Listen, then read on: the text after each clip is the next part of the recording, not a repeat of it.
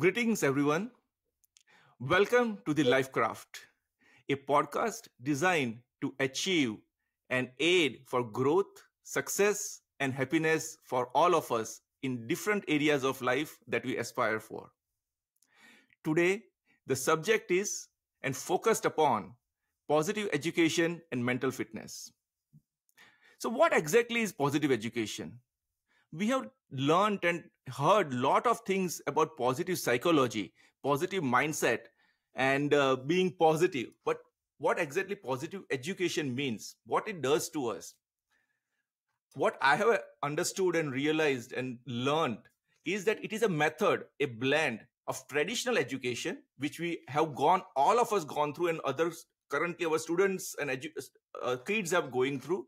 And we also learn as we be part of the organization, but it is blended with the principles of positive psychology. And that is why it's different. So positive mindset is one thing, but how actually to inculcate as we go through the journey. And secondly comes the mental fitness. Now, with what important about mental fitness is that it is bigger than a mindset, because when the challenges, when the obstacle comes, how do you persevere? We know about the resilience, we know about the perseverance, but once it hits you, and if you aren't ready, then you are definitely going to either fall. Hopefully you are falling forward, but what if something doesn't work, and then you are completely isolated, or all the issues start. I personally find this particular topic and subject very important, especially with the COVID times where people really struggled, and people who were mentally strong, resilient, did come out stronger on the other side. My friends and listeners, today I have a great honor to introduce Dr. Gilda S.O.A.R, whom I have known her quite a bit of time for now, and she is expert as a mental fitness area. Plus, she is the one who has truly owned positive education field, and we would like to learn more as a combined role for success, strength, and navigating challenges in life. Now, Dr. Gilda S.O.A.R is a founder and CEO of Positive Ed, a member on an advisory board of the Global Flourishing Study led by Harvard, which is collaborated with Baylor University. Not only that, she is positive psychologist and mental toughness expert with masters in education, doctorate in conceptualizing and application of mental toughness in education.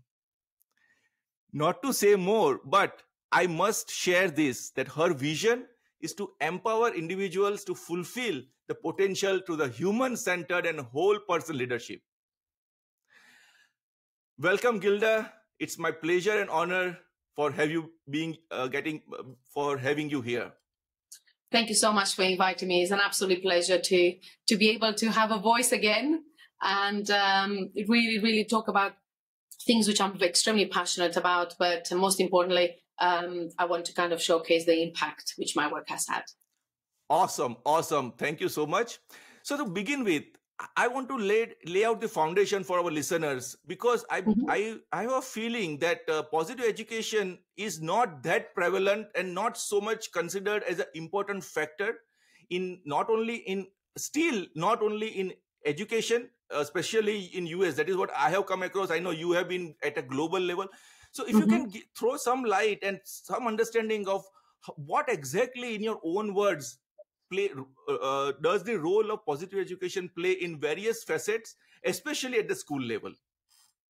Yeah, well, you nailed it a little bit when you said, where is the positive education? Is it having an impact? And the reality is that when Martin Seligman started the positive education movement, it really had an incredibly impact on schools. People start listening. People thinking, oh, is there another way? And it was absolutely wonderful. And all the work done by IPEN, the International Positive Education Network, which I was part of it, has really brought to the front the importance of actually marrying, the best way I could say, a good marriage between academic knowledge and emotional resilience and emotional agility and emotional regulation. And we all know from research that when we perform best is when we understand how we feel, when we make sense about the world around us. We're not kind of eaten inside by overthinking, by social comparison. So it's more intrinsic. It's more about, how do I think about myself? How do I show up in the world? And what are my strengths? But the problem with education, positive education, is that we know our education systems, doesn't matter where you go, from the United States to Australia to the Southeast Asia or Middle East, the curriculums are super packed. Now, teachers want to do it, they are aware of it, but it comes down to two things. I haven't got the time, or I haven't got the money. So we always face this in education. And I just want to make clear that positive education is not a fad. It's not something which is going to go away. It's here to stay. And that's partly because the research is very, very wide, very ample. It's a lot of empirical research showing the importance of embedding social and emotional learning into the day-to-day life of the students. I do get frustrated with schools because they see a nice thing to have. I would love to have positive education. And that's partly because we haven't upskilled the teachers. So before you start with the students, which naively I did, I thought, I'm going to go to schools and I'm going to make these amazing changes. You realize that you can't. You need to educate the teachers first. You need to empower the teachers and also reassure the teachers that you're not taking the role of psychologist. That's not what positive education is. It's applying positive psychology domains into education. And that comes with training. You have 3 days training and application. You will be able to withstand any challenges you might find with your students.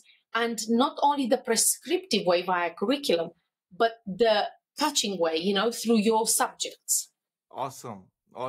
No, I think you probably nailed it again from your perspective and what you have experienced while trying to bring this positive education at the school, at the organization level, but mainly school, because that is a founding layer for our students, our children.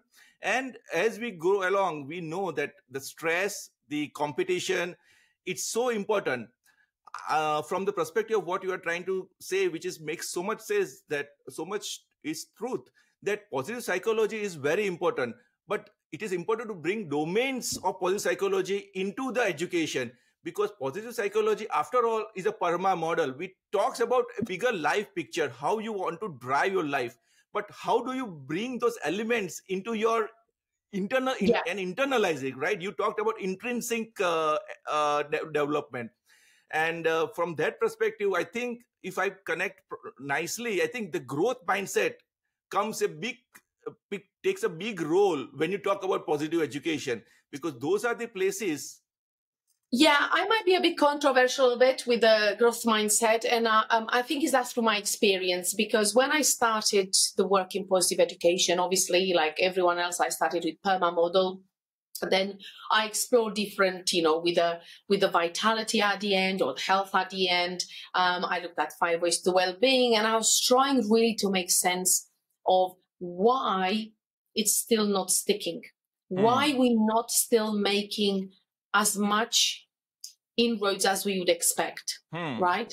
And we know from the behavioral science that changing a behavior is very difficult, and we are all very different.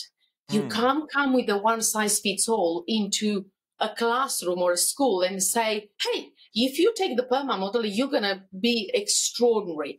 It doesn't quite work like that. So that's the reason we need to keep evolving. PERMA model was always an absolutely wonderful foundation to start with.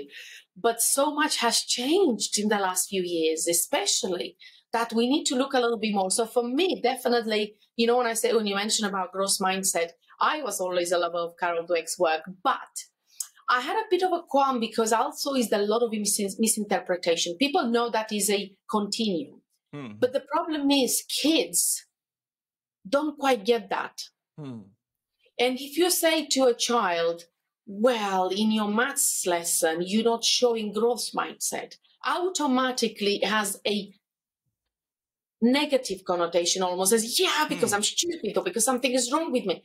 It isn't. It's more about attitude. But for me, at the core of everything else, and if you look at my model of mental toughness, is self-efficacy. Okay. That belief that you can.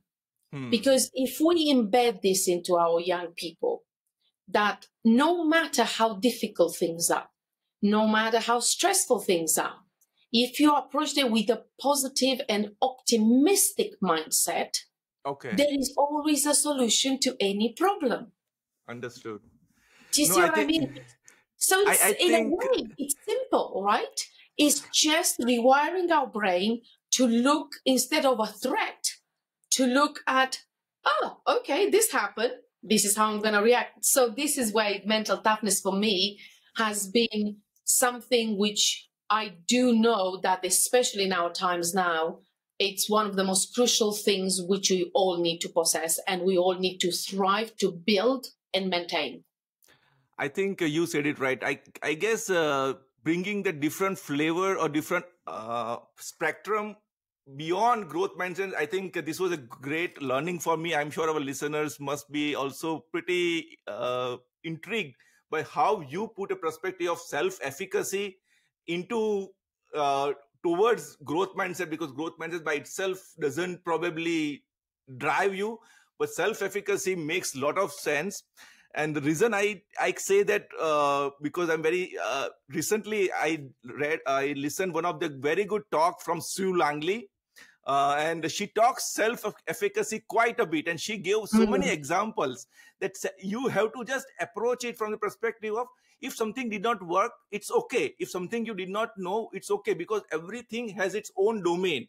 You may be good absolutely. at one domain and may not be good at another domain, so you should not be uh, deterministic or Comparing. and Yeah. judgmental about it, and then but see how you can apply your advancement in one domain to other, and then build upon it and achieve your target, whatever you are intended to.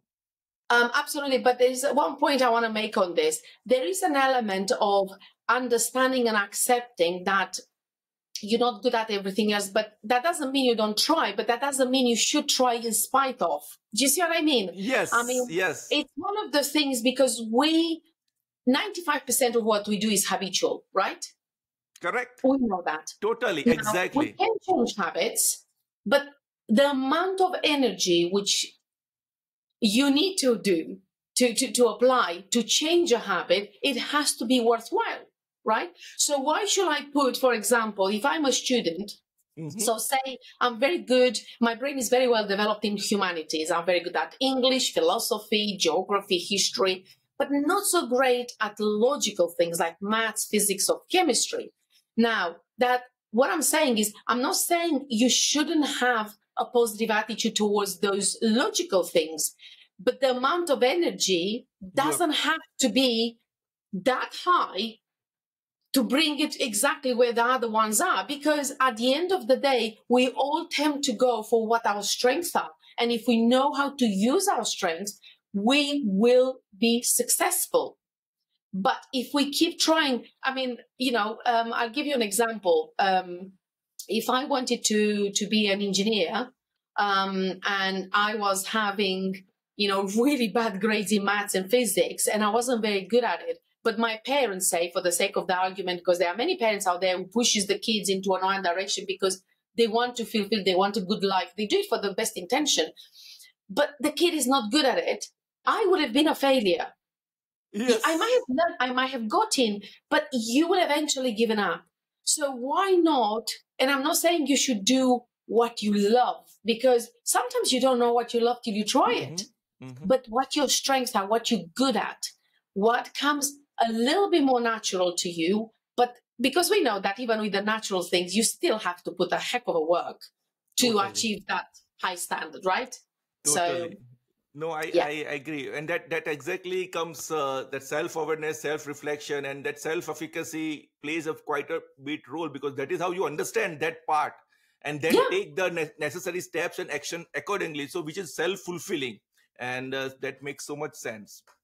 And I think we One, live in a society at the moment where kids really compare themselves so much with others, they've lost that sense of self-efficacy. And this is why I feel that there need to be more of a expansion on the research on self-efficacy and how we build it, but how we maintain it, because nothing is a pill which you take and you fix it. Everything is hard work for the rest of your life. Simple as that. absolutely. And actually, it gives me the picture about is a very famous saying and famous art that you cannot teach fish to jump To out of the climb. water. So if you so that tells it whole thing. You see, and this in a way kind of contradicts the theory of growth mindset. You know, Yes, it's a yes. wonderful thing, and I wish we will have it. But I think it's more of an attitudinal, it's a more of a perspective. But also, if you marry that with the strength, that's kind of where you That know is where you are. the Yeah. totally great. So let us digress little bit, and I wanted to go to the core of who you are and what you have become and what you are bringing to this community, to this world at a large level. I would like to get a understanding and probably let listeners know what actually drew you to founding Positive Education, and now it's which is a global level consulting Yeah. agency, and how it is enabling you to make a difference at a different areas at different levels, both in Yeah. education and in organization. It would be great Uh, to for listen and share about some of Thank you. those Well, it's been a heck aspects. of a journey. That's all I can tell you. It hasn't been without challenges, hasn't been without uncertainties. It's been a very, very difficult journey. I started in 2014 and almost naively thinking, I love what I do. I know what I'm going to do, and I'm going to go there and change the world.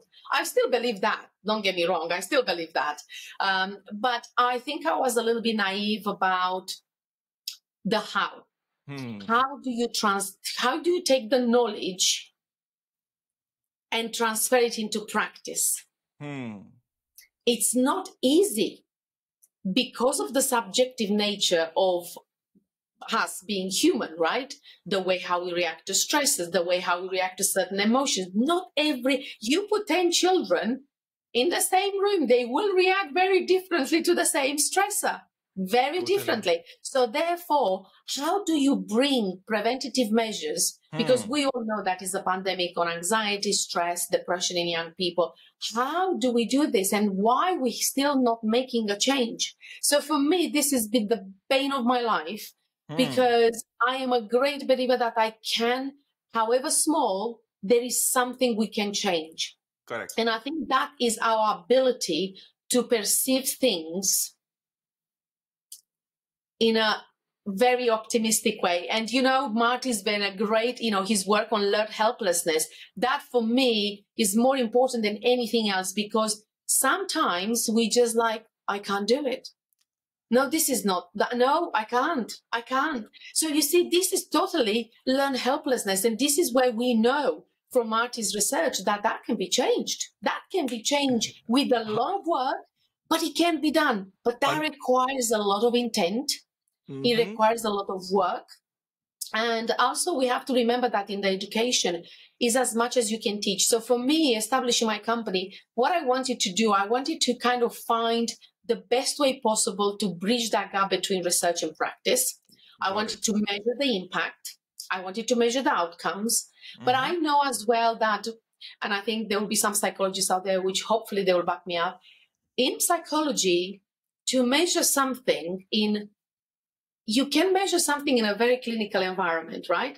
At 2 o'clock on a Thursday, I'm going to ask you these questions, and depending on your status, your emotional status, you're going to respond to this one. Now, if I ask you on a random day without you knowing, and your responses are going to be very different, right? So Correct. this is why I struggled a lot with it. And that's why I feel that I've always been a little bit contrite in terms of as a psychologist. So I feel that I'm tempting to go more towards existential psychology and also humanistic psychology.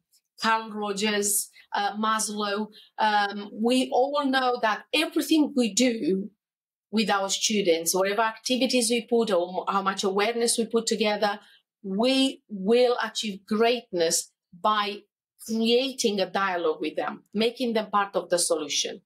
Because you can regurgitate as much as you like to them. I can talk to you about emotions. I can have a 5-hour talk with you, and you're gonna sleep through 5 hours of emotions, right? But if you go through vicarious experience, if you go through association, through role modeling, through question, what would you do in this situation? Correct. You create connection, but you expand the neural pathways. Agreed. So for me, that was the reason why I created the company. And as I said to you, it's been so many failures. I cannot tell you. And going back to the drawing board, and then the pandemic comes. Everything I thought I did well, I realized that I can't implement it in school because I'm not there. So what do? You get creative. You're thinking, how else can I do it? And it is very hard, as you know, when your business, you don't get any income. All of a sudden, you come to a standstill and you're not getting anything from anyone. Nobody's kind of thinking, hey, have a check here because you did a great job last month. So you really need to rethink. And it's not only about creative, it's just actually connecting with people, listening to what they need and meeting their needs. Absolutely. No, I think you said it great. And I'm sure you must have gone through a lot, but probably you were able to apply your own learnings, own positive education, which you believe in, self-efficacy we talked about. And what I love about Martin Spiegelman is learned optimism. I think you probably, what you have shared is you applied it in your journey to make on the other side of the tunnel through COVID and really flourish thereafter. And I have to just point out to the listeners as well that you don't need to be too hard on yourself, because I think there is the society who pushes the pressure. You have to be more optimistic. You have to change. You have to reframe. Sometimes you don't have to. You just sit with that till it makes sense to you. And I think you shouldn't rush into it.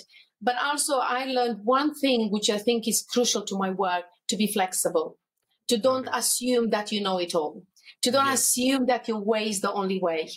You know, just be humble, be very open to collaborate, to get inspiration from other great people who do different work, incorporate the work.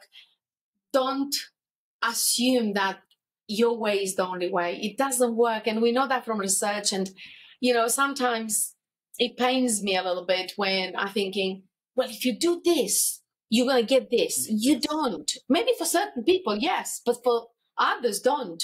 And it's not about, we will never, just to be clear, we will never change every single person's behavior or thoughts. But what we can do, we can give the right tools for them to create that change. Awesome. No, I think this is fantastic what you shared. And in fact, that lines up with one of the other questions which has been going in my head as you've been talking, to be flexible, be adaptive, be open. Now, you being a mental toughness expert, how does that connect with that? Not only with being flexible, being adaptive, but open, but your connection with the combination of the positive education. I think that is something very critical. I think probably that is where you have been able to make a significant difference in all your work at education level, at the organized level, at your research level. So really would like your insight, your thoughts, because that is something unique what you are bringing into this world. Thank you so much. That's very kind of you. I think what I wanted to do is to bring the concept of mental toughness. As we know, we come from sports psychology, and when I started looking into it, I didn't find a lot into individuals. How do I build my own mental toughness? How do I build mental toughness in an organization or in education? I knew what it means to be an exceptional athlete. I knew what it means to be an Olympian. I learned a great deal from the All Blacks. And for me, they are the epitome of mental toughness. There is nothing in this world which can change my mind about it. The way how the All Blacks, the New Zealand rugby team player, have come through, that is for me. I wanted to take that. If I could have bottled it, it would have been amazing. So I know that there were some colleagues of mine who always question me, how can you do positive psychology and then you say mental toughness? Exactly. They seem like opposite. How do you say flourishing and mental toughness?